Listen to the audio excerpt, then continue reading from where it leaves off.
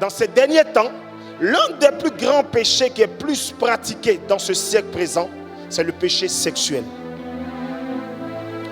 Nous sommes dans une saison du monde où on a l'impression d'être à Sodome et Gomorrhe. C'est pourquoi vous avez l'impression que vos prières n'arrivent pas vers Dieu. Parce que le poids du péché est trop. Mais le premier péché qui est dominant, c'est le péché sexuel. Après le péché sexuel vient le péché de l'idolâtrie. Avec qui est-ce que tu couches? Est-ce que tu sais ce qu'on appelle coucher avec quelqu'un? Coucher avec un homme ou une femme, ce n'est pas le fait d'entrer dans une maison, descendre son dessous, faire des semblants de préliminaires comme on le fait tous les jours, et puis commencer à faire des va-et-vient. C'est pas ça. C'est plus que ça. Coucher avec une personne, c'est ici. Avant que vous n'arriviez dans la chambre, vous avez déjà couché ici. Ça se manifeste parce qu'on appelle un désir.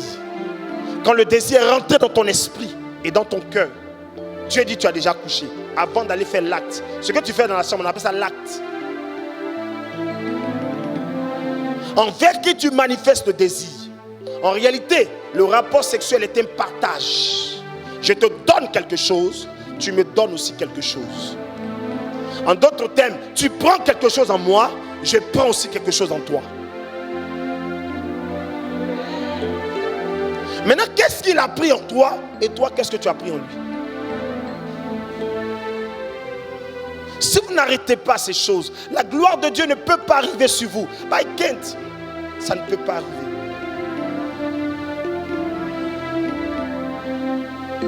Dans ces derniers temps, le péché du sexe est le péché le plus brandi par le diable et les démons. Je vous invite ici donc ce matin à changer carrément de position vis-à-vis du Seigneur. Et vous allez voir que Dieu va commencer à se lever d'une façon merveilleuse dans votre vie. Il vous bénira. Il vous élèvera. Il vous donnera de voir la gloire. Quelqu'un m'a dit Amen. Balaam dit ceci à Balak, le roi. Tu m'as certes donné l'ordre, tu m'as dit de maudire. Mais Israël n'a rien fait pour que je le maudisse. C'est pourquoi l'on dit qu'une malédiction sans cause, c'est sans effet. Je n'ai ouvert aucune porte pour que tu puisses passer par cette porte pour me maudire. Il faut une porte. C'est pourquoi quand tu ouvres une porte sale, il faut vite la refermer. Le secret pour refermer la porte, c'est la repentance. Dis-moi Amen. Ce qui m'a plu dans cette histoire de Dieu, la seule chose qui me plaît en Dieu, ce n'est pas la bénédiction qu'il donne. C'est le pouvoir d'accorder à l'homme de repartir avec lui à zéro.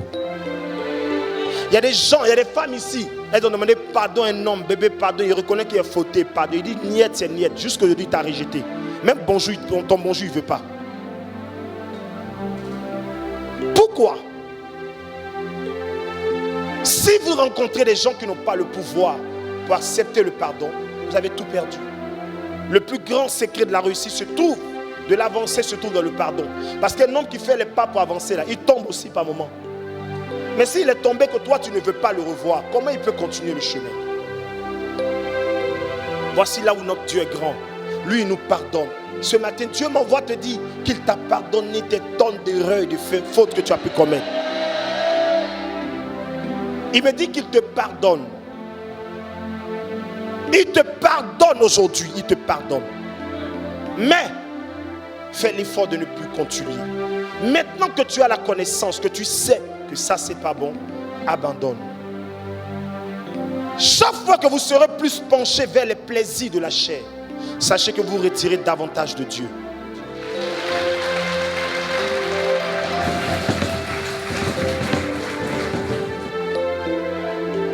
Je vais toucher un deuxième point.